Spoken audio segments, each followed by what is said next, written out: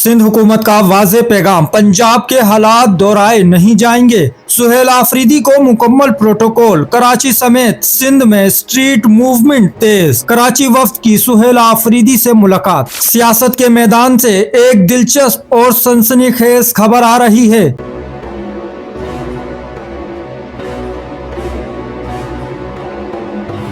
सिंध हुकूमत ने दो टोक ऐलान कर दिया है, जो पंजाब में हुआ वो सिंध में नहीं होगा। वजीर आला खैबर पख्तूनख्वा सुहेल आफरीदी के दौरे सिंध पर बड़ा फैसला सामने आ गया है। सूबाई वजीर नासिर हुसैन शाह का पीटीआई सिंध के सदर हलीम आदिल शेख से राब्ता और वाज़ेह पैगाम दिया। सुहेल आफरीदी सिंध के मेहमान हैं, इन्हें मुकम्मल प्रोटोकॉल दिया जाएगा। नासिर हुसैन शाह का कहना है, हम फराग दिली का मुजाहरा करेंगे। वजीर आला केपी को प्रोटोकॉल देने की यकीन दहानी।